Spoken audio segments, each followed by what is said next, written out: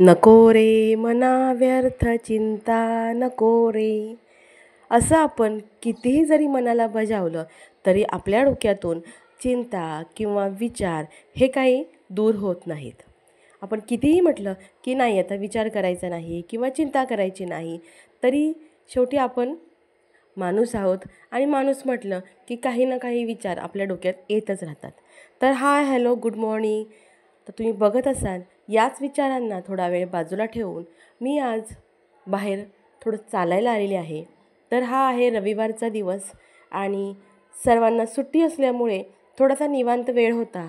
तर म्हटलं चला थोडं रोजच्या रुटीनमधून बाहेर येऊया, म्हणून मी या ठिकाणी 6:30च्या दरम्यान चालायला गेली होती. अगदी 6:30 असं नाही, 6:45 झाले होते जाईपर्यंत. तर तुम्ही बघत असाल सूर्यनारायण हे आता वरती आलेले आहेत आणि खाली रस्त्यावर सुद्धा मस्त असा फुलांचा सडा पडलेला आहे.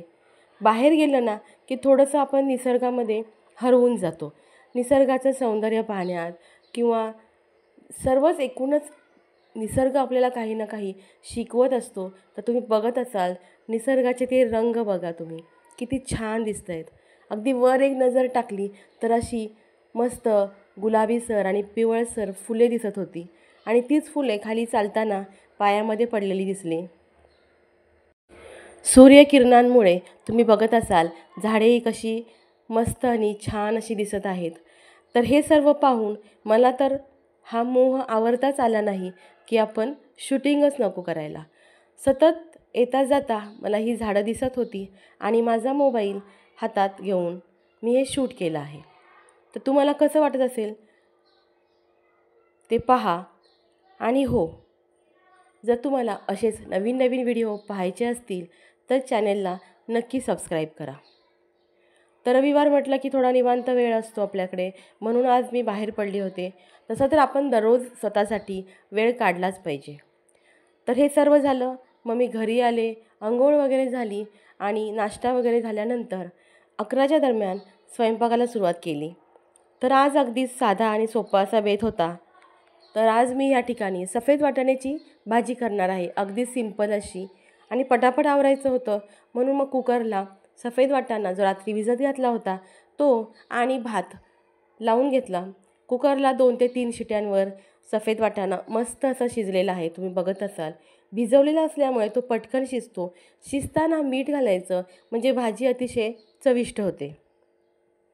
तर अशा प्रकारे वाटाणा शिजवून झाला आहे. आता कढईमध्ये तेल घेतलं 2 चमचे, त्यामध्ये कांदा चांगला गुलाबीसर होईपर्यंत परतून घेतला. त्यामध्येच टोमॅटो घालून टोमॅटोही मऊसर होईपर्यंत परतून घ्यायचा आहे. आणि आता यामध्ये अगदी कोणतेही मसाले न वापरता मी हळद घातली आहे आणि आमचा घाटी मसाला घातला आहे, म्हणजे कांदा लसूण मसाला असतो तो घालून घेतला. हे सर्व व्यवस्थित चांगलं परतून घेतल्यानंतर आता यामध्ये मी शिजवून घेतलेला वाटाणा घालणार आहे. तर त्यामध्ये मी मीठ घातलं होतं, पण तरीही आपण पुन्हा एकदा थोडंसं चाखून पाहायचं आहे आणि जर वाटलं तर मीठ थोडंसं आपण वरून घालू शकतो. तर या पद्धतीने आता सर्व भाजी आपली वाटाणा शिजलेला असल्यामुळे जास्त वेळ न लागता तयार होते. कोथिंबीर, कढीपत्ता आणि थोडंसं मीठ घालून ह्याला थोडं झाकण लावलं आणि नंतर शेंगदाण्याचं कूट घालून आपली सफेद वाटाण्याची भाजी मस्त अशी तयार आहे. तर ही झाली रस्सा भाजी.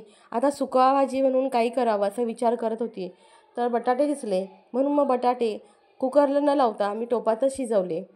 कारण आता भात आणि भाजी तर झाली होती, म्हणून मग सुक्या भाज्यासाठी बटाटा मी पातेल्यामध्ये शिजवला.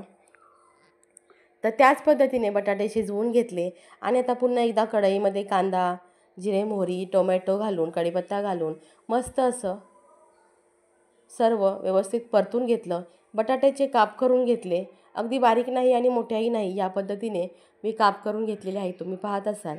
आणि 2च अंडी होती, मग मी तेवढीच उकडलेली होती त्याच्याबरोबर आणि त्याचेही काप करून घेतले. त्यामुळे काय होतं, फक्त बटाट्याची भाजी खायचा कंटाळा येतो, तर मग मी त्यामध्ये 2 अंडी उकडून घालणार आहे. आता हळद घातलेली आहे आणि कांदा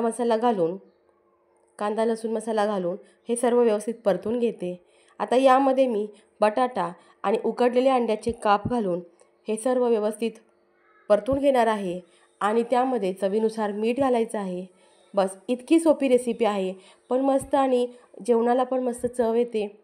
तर या पद्धतीने मी अंडंही उकडलेले होते ते कापून घेतलेले आहेत.